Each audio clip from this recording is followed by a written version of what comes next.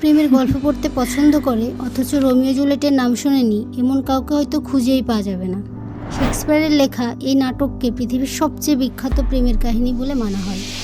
Romeo জুলিয়েটের ভালোবাসা এতটা গভীর ছিল যে ভালোবাসার জন্য তারা তাদের জীবন দিতেও দুবার ভাবেনি। তাদের ভালোবাসার সমাপ্তি ঘটিয়েছিল তাদের আজন্ম পারিবারিক শত্রুতা। গল্পটার শুরুটাও শত্রুতা দিয়েই। অনেক অনেক আগে ভেরোনা শহরের দুই ধনী পরিবার মন্টেগু আর ক্যাপুলেটদের মধ্যে ছিল প্রচণ্ড শত্রুতা। দুই পরিবারের কেউ কাউকে দেখতে পারতো না। কেন পারতো না কে জানে। সেদিন রাস্তায় ক্যাপুলেট পরিবারের দুই চাকর বাঁচে যাচ্ছিল। নিজের মনিবা যে খাটনা খাটায় সেটা নিয়ে দুর্নাম করতে করতে হঠাৎ তারা দেখতে পায় মন্টেগুর পরিবারের দুই চাকর। এবার তারা দুর্নাম করার নতুন মানুষ পেয়ে।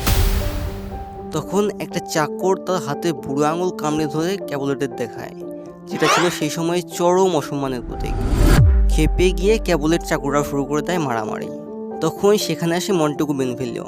সে ভালো মানুষ, মারামারি থামানোর চেষ্টা করে, কিন্তু রাগ উঠলে কে চাকর কে মনিব সেটা মাথায় থাকে না, তাই লাভও হয় না। যাও বা হবে, মাথা গরম ক্যাপুলেট টাইবল্ট এসে সেটাও পণ্ড করে দেয়। ভর রাস্তায় শুরু হয় মারামারি। পুলিশ এসে তাদের থামানোর চেষ্টা করে, কিন্তু পারে না। তাদের এই নিত্য নৈমিত্তিক ঝামেলায় নগরবাসীও ক্লান্ত। সে তারাও যোগ দেয়। ক্যাপুলেট মন্টেগু যাকেই পায় তাকেই মারা শুরু করে। বাজারের মাঝখানে পুরো দস্তুর দাঙ্গা বেঁধে যায়। ভাগ্যক্রমে বাজারে পাশ দিয়ে যাচ্ছিল প্রিন্সেস কেলাস। অবস্থা বেগতিক দেখে সেই সব নিয়ন্ত্রণ আনে, ফরমান জারি করে। এরপর যার কারণে এক ফোঁটা রক্ত ঝরবে, জীবন দিয়ে তার মূল্য পরিশোধ করতে হবে। অবশেষে সবাই থামে। সকালের এই চরম দাঙ্গা শান্ত হলে মন্টেগুর পরিবারের প্রধান বেনভোলিওকে জিজ্ঞাসা করে, এত বড় দাঙ্গা হয়ে গেল, রোমিও কোথায়? রোমিও হচ্ছে মন্টেগু পরিবারের একমাত্র সন্তান। সে যদি দাঙ্গায় জড়িয়ে পড়ে তো? বেনভোলিও তাকে খুঁজতে বের হয়। রোমিও তখন সদ্য প্রেমে ছেঁকা খেয়ে শহরের বাইরে বনে বনে ঘুরে বেড়াচ্ছে। সুন্দরী মেয়ে রোজালিনাকে সে বিয়ে করতে চায়। এদিকে রোজালিনা প্রতিজ্ঞা করেছে সে আজীবন কুমারী থাকবে। তাকে খুঁজে বের করে বেনভোলিও বলে, তুমি সেই এক মেয়েকে নিয়ে পড়ে আসছো?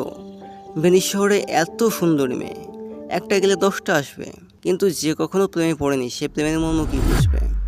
সেদিন রাস্তা দিয়ে হাঁটার সময় এক নিরক্ষর ব্যক্তি তাদের কাছে এসে একটা চিঠি পড়ে দিতে বলে। সে ছিল ক্যাপুলেট পরিবারের এক ভৃত্য। ক্যাপুলেটরা এক বিশাল বল নাচের আয়োজন করেছে। লেডি ক্যাপুলেট শহরের সবাইকে চিঠি দিতে পাঠিয়েছে এই ভৃত্যকে। লজ্জায় বলতে পারেনি সে পড়তে চায় না। এখন যাকে পাচ্ছে তার থেকে শুনে নিচ্ছে চিঠিতে কার নাম আছে। চিঠি পড়ে দেওয়ার সময় আমন্ত্রিত অতিথিদের মধ্যে রোসালিনার নাম দেখে রোমিওর মাথা ঘুরে যায়। তাকে পার্টিতে যেতে হবে, কিন্তু পার্টি ক্যাপুলেটদের। যদি কেউ ধরতে পারে যে সে মন্টেগু, তাহলে সেখানেই মরতে হবে। তখন তা প্ল্যান করে মুখোশ পড়ে যাবে। ক্যাপুলেট পরিবারের সুন্দরী মেয়ে জুলিয়েট, কাউন্ট প্যারিস তাকে বিয়ে করতে চায়, কিন্তু 13 বছর বয়সী জুলিয়েট বিয়ে নিয়ে কিছু ভাবেনি, তাই সে আরও সময় চায়। দুজনের দেখা করানোর জন্য ক্যাপুলেট পরিবার বল নাচের আয়োজন করেছে।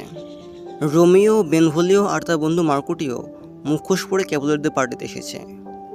পার্টির মধ্যে রোমিও যখন রোসালিনাকে খুঁজতে এক পাশ থেকে অন্য পাশে হাঁটছিল, তখন সে একটা মেয়েকে দেখে থমকে দাঁড়ায়। জুলিয়েটকে দেখে মনে হয় জীবনে সে এত সুন্দর মেয়ে কখনো দেখে। এক মুহূর্তে তার মন থেকে রোসালিনা হাওয়া হয়ে যায়। মনে হয় জীবনে প্রেম কি তা এই প্রথম অনুভব করলো। এদিকে জুলিয়েটও রোমিওকে প্রথমবার দেখে প্রেমে পড়ে গিয়েছে। তারা কিছু বুঝে ওঠার আগেই যেন এক অজানা অদম্য আকর্ষণে একে অপরকে কিস করে ফেলে। হঠাৎ টাইবল্ট রোমিওকে চিনে ফেলে। তার মাথায় রক্ত উঠে যায়। এক্ষুনি সে রোমিওর মাথা কেটে রাখবে। তখন লর্ড ক্যাপুলেট এসে তাকে থামায়। কদিন আগেই রাজা আদেশ দিয়েছে প্রকাশ্যে কেউ রক্তপাত ঘটালে তার মৃত্যুদণ্ড হবে। অবস্থা বেগতিক বুঝে জুলিয়েটের দাইমা এসে জুলিয়েটকে নিয়ে যায়। ঘরের ভেতর দাইমাকে জিজ্ঞাসা করে, আমি যে ছেলের সাথে নাচলাম তার নাম কি? দাইমা বলে, সে তোমার বাড়ির চিরশত্রু মন্টেগু বাড়ির ছেলে রোমিও। এদিকে রোমিও জানতে পারে তার ভালোবাসা ক্যাপুলেট পরিবারের একমাত্র কন্যা। সে মনে মনে বলে, আমার একমাত্র ভালোবাসা আমার একমাত্র শত্রুর জন্য হলো। একসময় পার্টি শেষ হয়ে যায়, সবাই বাড়ি চলে যায়। এদিকে জুলিয়েটের মন চঞ্চল হয়ে আছে। রোমিওর চিন্তায় ঘুম আসছে না। সে গভীর রাতে জানালার পাশে দাঁড়িয়ে বলতে থাকে, রোমিও, তোমার নাম রোমিও মন্টেগু কেন হলো? আর কিছু কি হতে পারতো না? গোলাপকে যেই নামেই ডাকা হোক, তার সৌন্দর্য তো কমে না। তখন নিচ থেকে কেউ বলে ওঠে, যদি রোমিও নামটা তোমার পছন্দ না হয় তবে আমাকে প্রিয়তমা বলে ডেকো। জুলিয়েট অবাক হয়ে যায়, কে ওখানে? তখন রোমিও বলে, আমার নামটা যখন ঘৃণা করো তখন সেটা অজানাই থাক। রোমিও পার্টি শেষে বাড়ি ফেরেনি। জুলিয়েটকে দেখার জন্য সে থেকে গিয়েছে। জুলিয়েট তার গলা সুরে চিনতে পেরে গিয়েছিল। অবাক হয়ে বলে, এত বড় দেয়াল পেরিয়ে তুমি এলে কিভাবে? তুমিও বলে, কোনো বাধাই প্রেমিককে ঠেকাতে পারে না। জুলিয়েট বলে, আমার বাড়ির লোক জানলে তোমায় খুন করে ফেলবে। রোমিও উত্তর দেয়, তোমাকে দেখার জন্য তলোয়ারের সামনে বুক পেতে দিতেও রাজি আছি। এসব শুনে জুলিয়েট গলে যায়। এ সময় ধাইমার শব্দ শুনে জুলিয়েট তাড়াতাড়ি নিচে দমে চলে যায়, কিন্তু তার মন মানছিল না। সে বারবার রোমিওর কাছে ছুটে আসছিল। সারা রাত ভরে তার গল্প করতে থাকে। সকাল হলে রোমিও ফিরে যায়। যাওয়ার আগে তারা ঠিক করে নেয় আর বেশি অপেক্ষা নয়, তারা দ্রুতই বিয়ে করে নেবে। জুলিয়েটের সাথে কথা বলে রোমিও যায় এক সংসার থেকে সন্ন্যাসীর কাছে, নাম লরেন্স। দুজনের মধ্যে ভালো সম্পর্ক। সন্ন্যাসী প্রথমে রোজালিনাকে ছেড়ে আরেক মেয়েকে পছন্দ করে রোমিওকে কথা শোনায়, কিন্তু পুরোটা শুনে রাজি হয়। সন্ন্যাসী ভাবে রোমিও মন্টেগু আর জুলিয়েট ক্যাপুলেটের মধ্যে বিয়ে হলে দুই পরিবারের মধ্যকার দীর্ঘদিনের সত্যতা অবসান ঘটবে। তাই সে কথা দেয় সে নিজে তাদের দুজনকে বিয়ে দিয়ে দিবে। রোমিও জুলিয়েটের ধাইমাকে দিয়ে জুলিয়েটকে জানিয়ে দেয়। তারপর ঠিক করা দিনে ধাইমাকে নিয়ে জুলিয়েট বেরিয়ে পড়ে। সন্ন্যাসী লরেন্সের চার্চে গিয়ে তারা দুজন বিয়ে করে নেয়। মাত্র একদিনের দেখাতে রোমিও আর জুলিয়েট ভালোবেসে বিয়ে করে নেয়। বিয়ের কদিন পর মার্কুসিও আর বেনভিলিও ভেরোনা রাস্তায় হাঁটছিল। হঠাৎ তাদের সামনে পড়ে টাইবর। সেদিন বল নাচের দিন রোমিওকে দেখেও কিছু বলতে পারেনি। এবার দুই বন্ধুকে সামনে পেয়ে ইচ্ছা মতো বকা দিয়ে থাকে। শুনে মার্কুসিওর মাথা গরম হয়ে যায়। এর মাঝে এসে পড়ে রোমিও। টাইবর তখন আরও খেপে যায়, কিন্তু রোমিও তখন নতুন বইয়ের চিন্তায় বিভোর। আর টাইবল তো জুলিয়েটের ভাই, তাকে সে মারবে কীভাবে? তাই সে টাইবলকে শান্ত করার চেষ্টা করে, কিন্তু তাতে ফল হয় উল্টো। রোমিওকে কাপুরুষ ভেবে তার 14 গোষ্ঠীর নামে গালাগালি দিয়ে থাকে টাইবল। মার্কুসিও আর থাকতে না পেরে তলোয়ার বের করে। শুরু হয় যুদ্ধ। রোমিওর উভয় সংকট, না সে টাইবলকে আঘাত করতে চায়, না সে বন্ধুর কোনো ক্ষতি চায়। যুদ্ধ ঠেকাতে সে মাঝখানে গিয়ে দাঁড়ায়। এটা দেখে মার্কুসিও তলোয়ার সরিয়ে নেয়, কিন্তু টাইবল্টে তলোয়ার গিয়ে আঘাত হানে মার্কুসিওর বুকে। এর কিছুক্ষণ পরেই মার্কুসিও মারা যায়। এবার রোমিওর মাথায় খুন চড়ে যায়। জুলিয়েটের কথা আর মাথায় থাকে না। তলোয়ারের এক আঘাতে সে টাইবল্টের প্রাণ শরীর থেকে বের করে দেয়। টাইবল্টের মৃত্যুর পর রোমিওর হুঁশ ফেরে। এ কি করলাম? প্রিন্স অ্যাসকেলাস অনেক আগেই নির্দেশ দিয়েছিল যে প্রকাশ্য রাস্তায় যে রক্তপাত ঘটাবে তার মৃত্যুদণ্ড দেওয়া হবে। খবর শুনে প্রিন্স অ্যাসকেলাস আসে, কিন্তু বেনভিলিও সাক্ষ্য দেয় টাইবল্টই প্রথমে আক্রমণ করেছিল আর আত্মরক্ষার জন্য রোমিও তলোয়ার চালিয়েছে। এই জন্য রোমিওকে মৃত্যুদণ্ড না দিয়ে নির্বাসন দণ্ড দেওয়া হয় মান্টুয়ায়। যাওয়ার আগে জুলিয়েটের সাথে দেখাও করতে দেয়। এই কদিন আগে জুলিয়েটের সাথে বিয়ে হয়েছে রোমিওর। এর ভেতরেই রোমিও ভেরোনা ছেড়ে চলে গেল। নিজের ভাইকে হারিয়ে আর স্বামী চলে যাওয়ার দুঃখে জুলিয়েট ভেঙে পড়ে। খাওয়া ঘুম সব ছেড়ে দিয়ে শুধু কান্না করতে থাকে। এটা দেখে তো বাবা মা চিন্তিত হয়ে পড়ে। কি করবে ভেবে অবশেষে তারা জুলিয়েটের বিয়ে দেবে বলে ঠিক করে। জুলিয়েট পড়লো আরেক মুশকিলে। তার তো বিয়ে হয়েই গিয়েছে, আর সেজন্যই তো সে কান্না করছে। কিন্তু সে কীভাবে বলবে তাদের চিরসত্য পরিবারের একমাত্র ছেলের সাথে তার বিয়ে হয়েছে, আর সেই কিনা কদিন আগে তাদের পরিবারের একজনের প্রাণ দিল। তখন জুলিয়েটের মনে পড়ে সন্ন্যাসী লরেন্সের কথা। একদিন সে সুযোগ বুঝে লরেন্সের সাথে দেখা করতে যায়। সবটা খুলে বলে।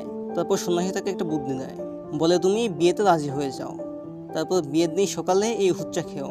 এটা খেলে তুমি এতটা গভীর ঘুমে তলিয়ে যাবে যে সবাই তোমাকে নিতে মনে করবে। তোমার পরিবারের রীতি অনুযায়ী তোমাকে চার্চে রেখে একদিন পরে কবর দেওয়া হবে। আমি ততক্ষণে রোমিওকে জানিয়ে রাখবো। সে রাতের ভেতরে এসে তোমাকে মান্টুয়ে নিয়ে যাবে। সেখানে তোমরা সুখে ঘর করো। সন্ন্যাসীর কথা অনুযায়ী বাবাকে বলে সে বিয়েতে রাজি। এরপর বিয়ের আগের দিন রাতে সন্ন্যাসীর কথা মতো হুচ্চা খেয়ে নেয়। সকালবেলা দাইমা এসে দেখে জুলিয়েট ঘুম থেকে ওঠেনি, মরার মতো পড়ে আছে। সে ভয় পেয়ে দ্রুত সবাইকে ডাক দেয়। বাড়ির সবাই এসে দেখে জুলিয়েট মারা গিয়েছে। যার আজকে বিয়ে, সকালে সেই নেই। এ তো বিনা মেঘে বজ্রপাত। বাড়ি ভর্তি কান্নাদোল উঠল। তাকে সমাধি দিতে গির্জায় নেওয়া হলো। এদিকে সন্ন্যাসী লরেন্স তার লোক পাঠিয়ে দিয়েছে রোমিওকে খবর দিয়ে দেয়, কিন্তু পথে যা ঘটলো সেটা জানলে সে এই পরিকল্পনা কখনোই করতো না। গুজব আগুনের মতো ছড়ায়। জুলিয়েটের মৃত্যুর খবরও সেভাবেই ছড়িয়ে পড়ল। লরেন্স যে লোককে পাঠিয়েছিল রোমিওকে খবর দিতে, সে পৌঁছানোর আগেই ভেরোনা ফেরত এক ব্যক্তির কাছ থেকে রোমিও জানতে পারে জুলিয়েট মারা গিয়েছে। এটা শুনে রোমিওর মাথায় বাজ বেঁধে যায়।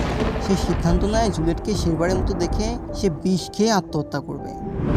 রোমিও তো জানতো না যে এটা সন্ন্যাসী লরেন্সের প্ল্যানের অংশ। জুলিয়েটের মৃত্যুর খবরে আরও একজন এভাবে কষ্ট পেয়েছিল, সে হচ্ছে কাউন্ট প্যারিস। সেও জুলিয়েটকে ভালোবাসত। শেষ দেখা দেখবার জন্য সে যখন জুলিয়েটের পারিবারিক গির্জায় প্রবেশ করছিল, ঠিক তখনই সেখানে এসে পৌঁছায় রোমিও।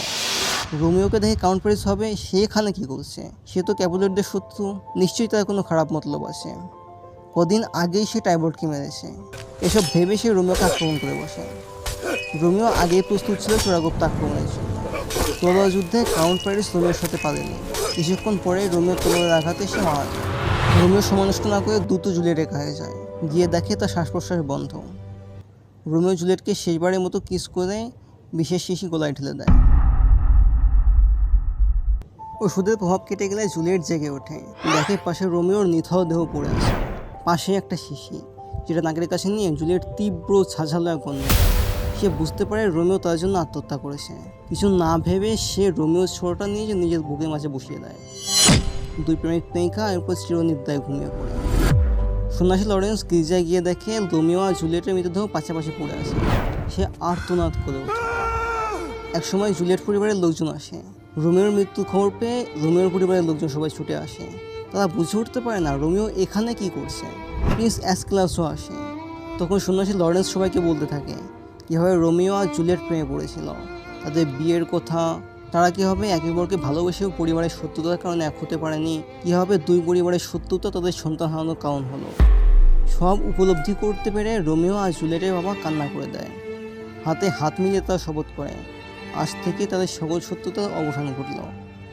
ভেরোনাতে মন্টেগু পরিবার আর ক্যাপুলেট পরিবার আর কখনো বিবাদ করেনি। রোমিও আর জুলিয়েটের ভালোবাসা তাদের আজন্ম শত্রুতার অবসান ঘটিয়েছিল। তাদের ভালোবাসা এতটা গভীর ছিল যে আজও ভালোবাসার উদাহরণ বলতে গেলে রোমিও আর জুলিয়েটের কথায় আগে উঠে আসে।